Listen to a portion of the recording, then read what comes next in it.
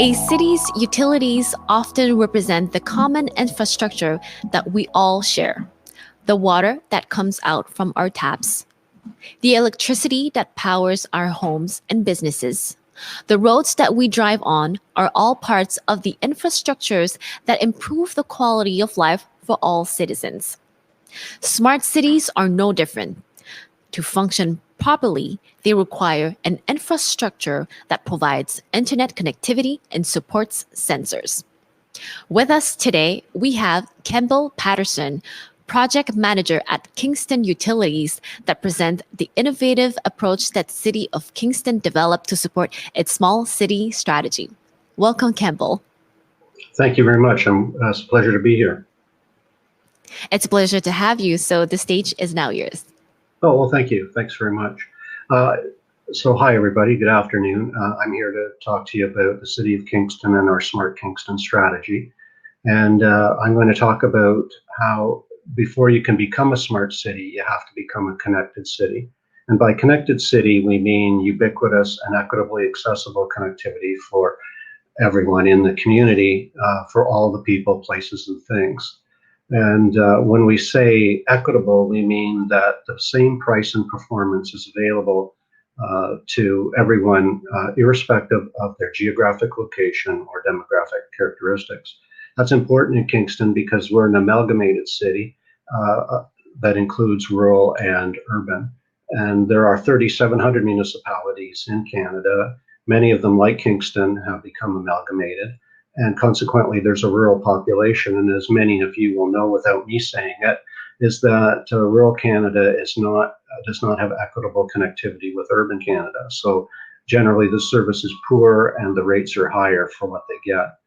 And then we also find that within the urban center, low-income urban neighborhoods have poorer connectivity and pay more than in higher income neighborhoods. And so in order to build the enabling infrastructure for the smart city, it has to be ubiquitous and equitable. And the City of Kingston has developed a strategy for addressing that. So we started on our journey with the smart city with the Intelligent Community Forum, where we were recognized as a top 7 intelligent community in 2014.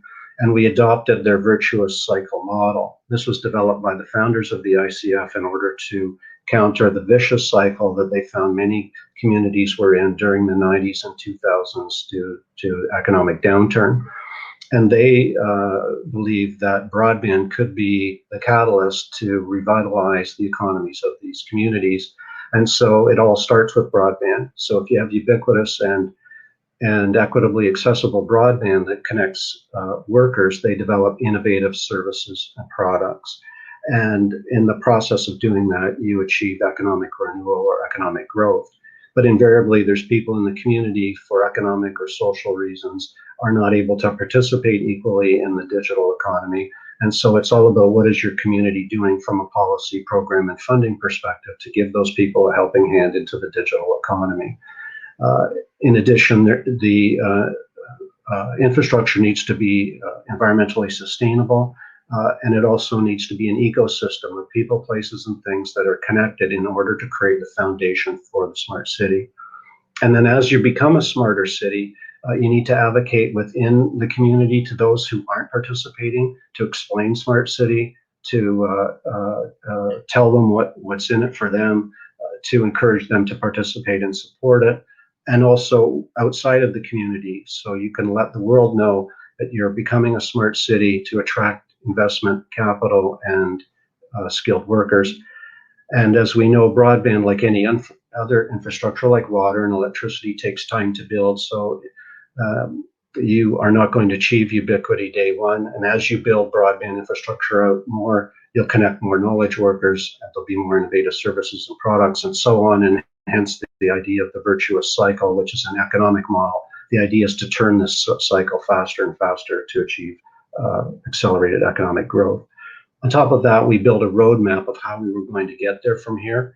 So we did an environmental scan of smart cities around the world. I visited personally Stockholm and Barcelona and Amsterdam, who are widely recognized as leading smart cities in the world. We also interviewed folks from Chattanooga, Tennessee, Olds, Alberta, Stratford, Ontario, to see what the best practices were.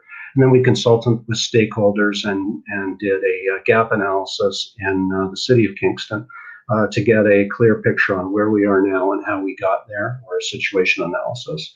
From there, we identified clear, measurable objectives of where we wanted to go, and then strategies for getting there. And these strategies include deliverables, budgets, timing for the various aspects of becoming a smart city, and then performance measures for evaluating success of our strategies against our objectives. This is a sequential process. It's a basis for continuous improvement through an annual planning cycle, and it's only as strong as its weakest link. So doing that thorough situation analysis so you can make decisions based on fact is critical. And then we established a set of guiding principles. They're the strategic North Star for the municipal network. And the principles are that the network be standards-based so that it interoperates with all other existing legacy networks, that it's scalable so that it future-proofs the shareholder, who is the City of Kingston, and the ratepayers who pay for the services on the broadband network, that it's high availability, meaning that it's available at a moment in time, anytime a user needs it, and it supports differentiation, so multiple applications from a user's home or a business can work simultaneously and work properly each and every time, and it's low latency. So events like this, the communications are clear. It's open access, so providers compete on a level playing field to deliver services over the network to residents. It's equitably available, so the price and performance is the same, irrespective of geographic location or demographic characteristics. It's ubiquitous, so it's equally available to everyone. And because of these things, there's increased competition over the network, which leads to better services and lower rates. And ultimately, this is what means that the network can be sustainable. We identified, of course, that not all broadband is created equal. That there are various attributes of broadband that need to be taken into account other than just speed. For example, the 50-10 target identifies what speeds Canadians should have by 2030, but it doesn't address the other issues like the availability of the network, the scalability, the symmetry, the quality of service, and the latency, as well as affordability.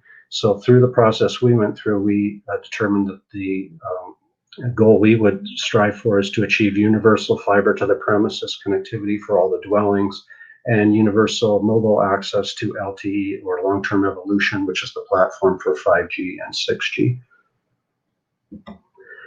We have a growth strategy for the network that was based on connecting all the largest users, being public sector and large commercial, who have the technical sophistication and budgets to afford sophisticated or advanced optical connectivity, and then small and medium-sized business, and then ultimately home and farm users. And we're about to embark on connecting home and farm users throughout Kingston over the next few years. Also, that we break down all the silos so that if you're working on smart transportation, smart grid, smart buildings, smart utilities, that all of these projects are done in a collaborative manner with the basis of the connectivity being there. So the applications, processes, and people are connected, and we can optimize the budgets that are available for those things, as well as the efficiencies of working together. And then we've been mindful throughout the entire process that we don't want it to exacerbate the digital divide. We want to solve that within our community. And we know what happens when rural and low income Kingstonians do not have equal access to the internet, and we've seen that play out in dramatic fashion through COVID-19. So we want to build a smart ecosystem. We're building it from the ground up, but we start with the outcomes that we are looking for first, so that we want a more responsive city, a data-driven city, where we're making better decisions, we're more efficient, and we can provide better services to our citizens, achieving higher citizen satisfaction. At the same time, we're enabling the city as well as our citizens and businesses to be more mobile, to be more productive, to reduce their costs, and to make Kingston a more livable city. And then based on those outcomes, we have the enabling city infrastructure, the application layer, the connectivity and sensors and cameras that are connected to deliver the smart services. And by bringing all of those together, we achieve the data smart city, many connections, one vision, as we say, where you have the wireless network and fiber network connecting all of the roads and homes and buildings and utilities together to create this many connections, one vision of attractive, efficient, intelligent, collaborative city, a more livable city. And much of our inspiration has come from these two books by Susan Crawford. She's a Harvard professor, advisor to President Obama. She developed their digital strategy. She wrote a very definitive book on the monopolization of telecom in the United States, which is extensible to Canada. And then she wrote about how you can use this enabling infrastructure to create a more responsive city. I'd be happy to take any questions if anyone has any right now. Thank you. Thank you, Campbell. We would have loved to hear more about the infrastructure and the data smart city, but that's all the time that we have. So thank you very much for your presentation and your time. Thank you so much.